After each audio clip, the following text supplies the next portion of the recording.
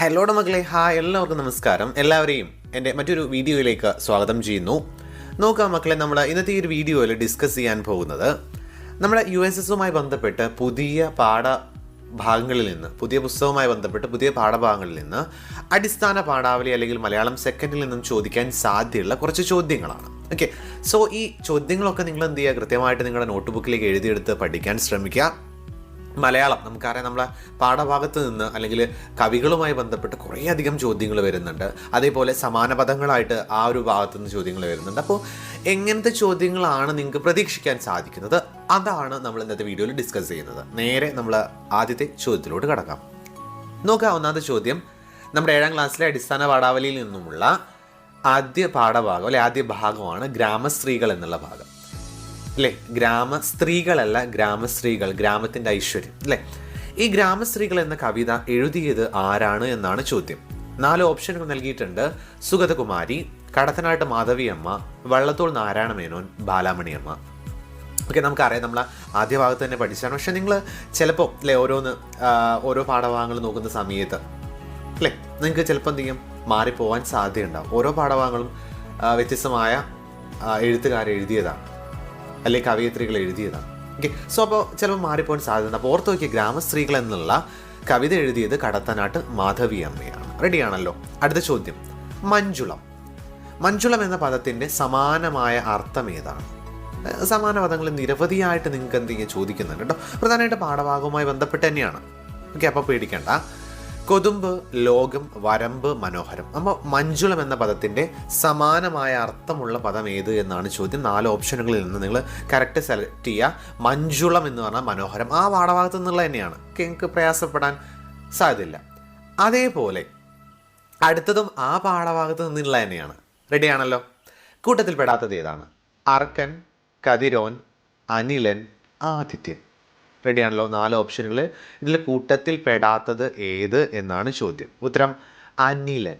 റെഡിയാണല്ലോ അല്ലെ. ഉണ്ണിക്കതിരോൻ്റെ പൊന്നുക പാടിയിട്ടുള്ള ആ ഒരു ഭാഗം നമ്മൾ കൃത്യമായിട്ട് പഠിച്ചിട്ടുണ്ട്. അവിടെ നമ്മൾ പരിചയപ്പെട്ട് പോയ കുറച്ച് വാക്കുകളാണിത്. റെഡിയാണല്ലോ. എസ്, അതേ ചോദ്യം തന്നെയാണ് ഞാനിപ്പോൾ പറഞ്ഞു പോയ ചോദ്യവുമായി ബന്ധപ്പെട്ടാണ്, വരികളുമായി ബന്ധപ്പെട്ടാണ്. ഉണ്ണിക്കതിരോൻ്റെ പൊന്നുക പാടേറ്റ് വിണ്ണിൻ വിളിപ്പാടും ചോന്നിതല്ലോ. ഈ വരികൾ ഏത് സമയത്തെയാണ് സൂചിപ്പിക്കുന്നത്? കാർഷിക വൃത്തിയുമായി ബന്ധപ്പെട്ട്, കൃഷിയുമായി ബന്ധപ്പെട്ട് നിരവധിയായ കാര്യങ്ങൾ അവിടെ പഠിച്ചു പോകുന്നുണ്ട്. റെഡിയാണല്ലോ. അപ്പോൾ ഇങ്ങനെ ഈ വരികൾ ഏത് സമയത്തെയാണ് സൂചിപ്പിക്കുന്നത് എന്നാണ് ചോദ്യം. പകൽ, പ്രഭാതം, സന്ധ്യ, രാത്രി അല്ലേ. ഉണ്ണിക്കതിരോൻ്റെ പൊന്നുക പാടേറ്റ് അല്ലേ, എന്താണ്? വിണ്ണിൻ വിളിപ്പാടും ചോന്നിതല്ലോ. പറയുന്നത് നമ്മൾ കൃത്യമായിട്ട് പറയാൻ പറ്റും പ്രഭാതത്തെ പറ്റിയിട്ടാണ് അല്ലേ. പ്രഭാതത്തിലെ ഉദിച്ചിരുന്ന നിറത്തെ പറ്റിയിട്ടാണ് പറയുന്നത്. അടുത്ത ചോദ്യം, നമ്മൾ നിരവധിയായ ചൊല്ലുകൾ കേട്ടിട്ടുണ്ട്. അപ്പോൾ വിത്ത് ഗുണം 10 ഗുണം എന്ന ചൊല്ല് താഴെ കാണുന്ന ഏത് പ്രസ്താവനയുമായി ബന്ധപ്പെട്ടിരിക്കുന്നു? 4 ഓപ്ഷനുകൾ. വിത്ത് വിതച്ചാൽ നമുക്ക് 10ഓളം ഗുണമുണ്ട്, നല്ല വിത്ത് വിതച്ചാൽ നല്ല വിളവ് ലഭിക്കും, ഒരു വിത്തിന് 10 ഗുണങ്ങളുണ്ട്, വിത്തിന് വിളവിൽ യാതൊരു പങ്കുമില്ല. അപ്പോൾ വിത്ത് ഗുണം 10 ഗുണം എന്ന് പറഞ്ഞാൽ എന്താണ് അതിൻ്റെ അർത്ഥം? യെസ്, അതായത് നല്ല വിത്ത് വിതച്ചാൽ നമുക്ക് എന്ത് ചെയ്യും, നല്ല വിളവ് ലഭിക്കും. വിത്ത് ഗുണം 10 ഗുണം, നല്ല വിത്ത് വിതച്ചാൽ നമുക്ക് നല്ല വിളവ് ലഭിക്കും. റെഡിയാണല്ലോ. അങ്ങനെ നിങ്ങൾ എന്ത് ചെയ്യുക, ആ പഴഞ്ചൊല്ലുകളുമായി ബന്ധപ്പെട്ട കാര്യങ്ങൾ ദിവസം ഓർത്ത് വയ്ക്കുക കേട്ടോ.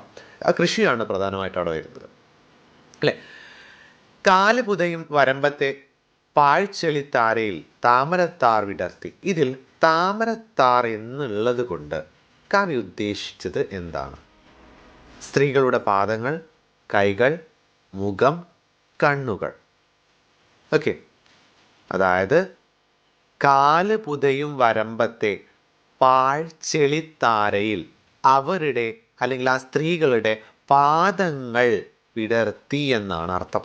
അപ്പോൾ കൃത്യമായിട്ട് നിങ്ങൾ എന്ത് ചെയ്യുക, ഒന്ന് ഓർത്ത് വയ്ക്കുക. സ്ത്രീകളുടെ പാദങ്ങളെ പറ്റിയിട്ടാണ് താമരത്താർ എന്നുള്ളതുകൊണ്ട് അർത്ഥമാണ്. അടുത്ത ചോദ്യം, വരികൾ നൽകിയിട്ടുണ്ട്. ഉർവിയെ പുഷ്പിക്കും കല പോൽ നമുക്കത്ര നിർവൃതികരം സർഗവ്യാപാരമുണ്ടോ മഞ്ഞിൽ. ആരുടെ വരികളാണ്? 4 ഓപ്ഷനുകൾ. കടത്തനാട്ട് മാധവിയമ്മ, വയലോപ്പള്ളി ശ്രീധരമേനോൻ, ONV കുറുപ്പ്, ഇടശ്ശേരി ഗോവിന്ദൻ നായർ. അപ്പോൾ ഈ വരികൾ നിങ്ങൾ ജസ്റ്റ് ഒന്ന് ഓർത്ത് വയ്ക്കുക. വൈലോപ്പിള്ളിയുടെ വരികളാണ്, വൈലോപ്പിള്ളി ശ്രീധരമേനോൻ്റെ വരികളാണ് ഈ മുകളിൽ കൊടുത്തുള്ള വരികൾ. റെഡിയാണല്ലോ. അടുത്തൊരു കവിത നൽകിയിട്ടുണ്ട് അല്ലെ, മുത്തച്ഛൻ്റെ കണ്ണുനീര്. ഇത് ആരുടെ കവിതയാണ് എന്ന് ചോദിച്ച് 4 ഓപ്ഷനുകൾ നൽകിയിട്ടുണ്ട്.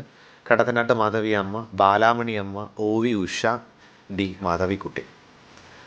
അപ്പോൾ പ്രധാനമായിട്ടും നിങ്ങൾക്ക് നമ്മുടെ പാഠഭാഗത്തിലുള്ള ആരെങ്കിലും പറ്റിയിട്ടായിരിക്കും അല്ലെ, ആരെങ്കിലുടെയും അല്ലെങ്കിൽ അവരുടെ വരികളാണ് പ്രധാനമായിട്ട് എന്ത് ചെയ്യുക, അല്ലെങ്കിൽ അവരുടെ കവിതയാണ് പ്രധാനമായിട്ട് എന്ത് ചെയ്യുക നിങ്ങൾക്ക് വരിക. അപ്പോൾ ഓർത്ത് വയ്ക്കുക, കടത്തനാട്ട് മാധവി അമ്മ. റെഡിയാണല്ലോ? Okay, ready. അടുത്ത ചോദ്യം, CR രാജഗോപാൽ ഏത് മേഖലയുമായാണ് ബന്ധപ്പെട്ടിരിക്കുന്നത്? 4 ഓപ്ഷനുകൾ: കലാമണ്ഡലം, സാഹിത്യ അക്കാദമി, ഫോക്ലോർ അക്കാദമി, D കൃഷി. ഓക്കെ, അപ്പോൾ CR രാജഗോപാൽ ഏത് മേഖലയുമായിട്ടാണ് ബന്ധപ്പെട്ടിരിക്കുന്നതെന്ന് ചോദിച്ചാൽ ഫോക്ലോർ അക്കാദമിയുമായി ബന്ധപ്പെട്ടിരിക്കുന്നു. റെഡിയാണല്ലോ? ഓക്കെ. അടുത്ത ചോദ്യം, ചെറുവയൽ K രാമന് പത്മശ്രീ അവാർഡ് ലഭിച്ച വർഷം ഏത്? ഓക്കെ, അത് നമ്മൾ കൃത്യമായിട്ട് ആ ഒരു പാഠഭാഗത്ത് പഠിച്ച കാര്യമാണ്.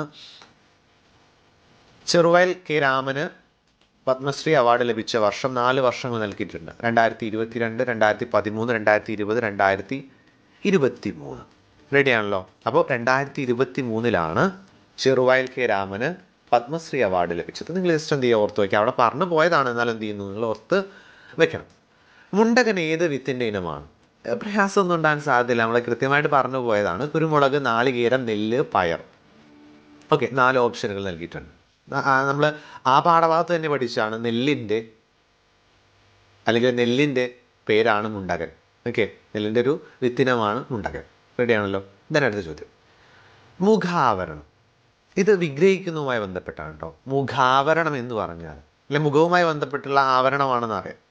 ഓക്കെ, അപ്പോൾ എന്താണ് മുഖാവരണം എന്ന് പറയാം? മുഖത്തിൻ്റെ ആവരണം, മുഖത്തിനാൽ ആവരണം ചെയ്യപ്പെട്ടത്, മുഖത്തിന് വേണ്ടിയുള്ള ആവരണം, അതേപോലെ മുഖം ആവരണം ചെയ്യാനുള്ള വസ്തു. അല്ലേ? കൃത്യമായിട്ട് നമുക്ക് പറയാം എന്താണ്, മുഖത്തിൻ്റെ ആവരണമാണ് മുഖാവരണം. അല്ലേ? അടുത്ത ചോദ്യം, ഇത് എതിർപദമാണ് കേട്ടോ. വിപരീത പദം, എതിർപദം. പ്രഭാതം എന്ന വാക്കിൻ്റെ എതിർപദം ഏതാണ്? രാത്രി, സന്ധ്യ, പ്രസൂനം, പ്രദോഷം. ഓക്കെ, അതായത് പ്രഭാതം എന്ന വാക്കിൻ്റെ എതിർപദം നിങ്ങൾ കൃത്യമായിട്ട് എന്ത് ചെയ്യാമെന്ന് ഓർത്ത് വയ്ക്കുക, പ്രദോഷമാണ്.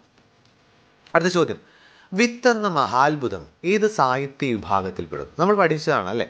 നോവലാണോ, ചെറുകഥയാണോ, നാടകമാണോ, ആത്മകഥയാണോ എന്ന് ചോദിക്കുന്ന സമയത്ത് വിത്തെന്ന മഹാത്ഭുതം എന്താണ്? യെസ്, ഒരു ആത്മകഥയാണ്. റെഡിയാണല്ലോ? അപ്പോൾ ഈ വീഡിയോയിൽ അവസാനത്തെ ചോദ്യത്തിലൂടെ നമ്മൾ കിടക്കുകയാണ്. കൂട്ടത്തിൽ പെടാത്തത് ഏതാണ്? സമാസങ്ങളുമായി ബന്ധപ്പെട്ടാണ് കേട്ടോ, വിഗ്രഹിച്ച് എഴുതുന്ന സമയം.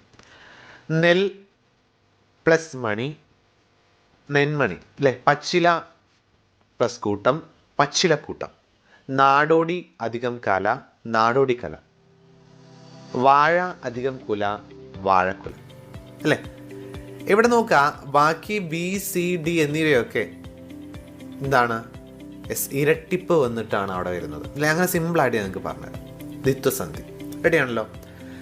അപ്പോൾ കൃത്യമായിട്ട് നിങ്ങൾ എന്ത് ചെയ്യുക, ദ്വിത്വസന്ധിയാണോ, ആദേശസന്ധിയാണോ, ആഗമസന്ധിയാണോ ഒക്കെ നിങ്ങൾ എന്ത് ചെയ്യുക, ജസ്റ്റ് ഒന്ന് മനസ്സിലാക്കി വെക്കുക. ഞാൻ അതുമായി ബന്ധപ്പെട്ടൊരു വീഡിയോ നമ്മൾ ചാനലിൽ ആദ്യം തയ്യാറാക്കി അപ്ലോഡ് ചെയ്തിട്ടുണ്ട്. അപ്പോൾ എന്തെങ്കിലും നിങ്ങൾ ജസ്റ്റ് ഒന്ന് അത് കണ്ട് പഠിച്ച് മുമ്പോട്ട് പോകാം. ഓക്കെ, റെഡിയാണല്ലോ? സോ ഇത്രയും ചോദ്യങ്ങളാണ് നമ്മൾ ഇന്നത്തെ വീഡിയോയിൽ ഡിസ്കസ് ചെയ്തത്.